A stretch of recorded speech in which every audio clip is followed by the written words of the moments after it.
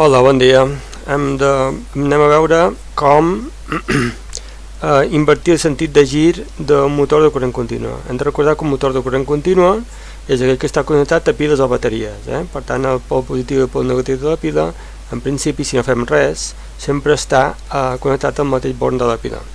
Nosaltres, clar, per canviar el sentit de gir d'un motor de corrent continu, el que hem de fer és canviar la posició dels pols, o sigui, on estava el pol positiu, posar-li el pol negatiu, i on estava el pol negatiu, posar-li el pol positiu, i així canviarem el gir, el sentit de gir. Anem a veure quin muntatge es fa per això. El muntatge que es fa és a dir es Pontac,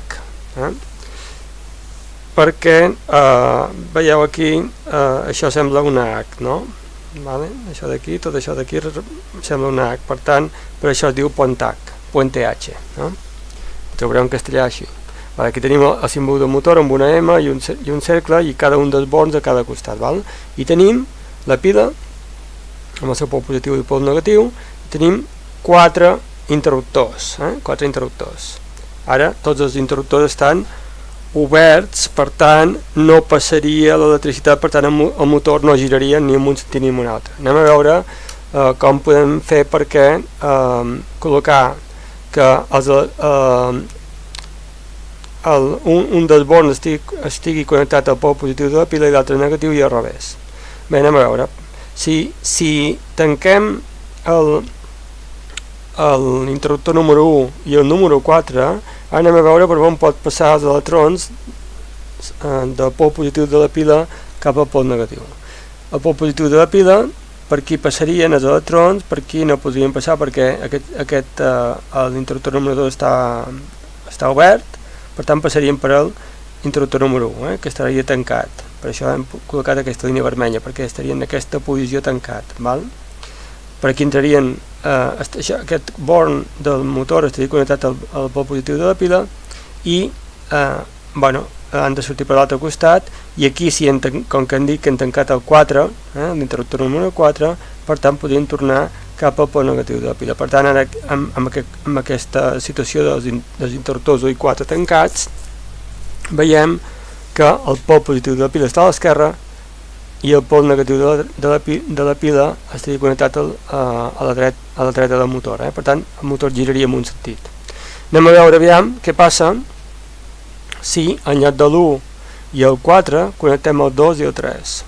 Bé, anem a veure, els electrons surten del pol positiu de la pila, per aquí no poden passar, passarien pel número 2 perquè està tancat, per tant aquest born d'aquí, de la dreta, està connectat al pol positiu de la pila. Veiem que els electrons venien per aquí, això està connectat al pol positiu de la pila. Després, en principi els electrons haurien de continuar entrarien al motor, sortirien del motor per aquest born d'aquí, i anem a veure, veurem que com que l'interruptor 3 està tancat, els electrons seguien aquest camí i tornarien cap al pol negatiu de la pila. Per tant, aquesta vegada el pol esquerre del motor està connectat al pol negatiu de la pila. Fixeu-vos que és la situació totalment inversa de l'abans. Els electrons giren en sentit contrari amb el circuit. Aquí giren en aquest sentit i aquí ho fan amb aquest sentit. D'acord? Segueixen camins distints a un i l'altre. Bé, això seria el muntatge que faríem amb commutadors, el motor i les piles. Ara anem a veure-ho amb més detall. Aquí tenim el muntatge aquest, ens permet veure que tenim dues piles connectades en sèrie. Aquí tindríem el pol positiu de la pila, i en aquesta posició, fixeu-vos on està l'interruptor posat, està en aquesta banda, per tant està connectat aquests dos, el vermell i el verd estan connectats, per aquí dintre estan connectats. Molt bé, què passaria? Que els electrons sortirien del pol positiu de la pila, farien aquest camí, entrarien per el cable que hem pintat de color verd, entrarien al motor, sortirien per el cable que hem pintat de color groc, i després, com que l'interruptor està en aquesta banda, està connectant el groc amb el negre. Per tant, tornaria una altra vegada cap al pol negatiu de la pila.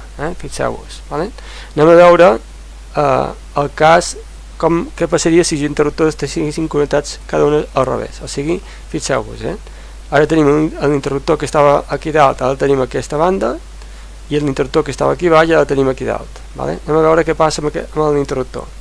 Bé, el que passa amb l'interruptor és el següent,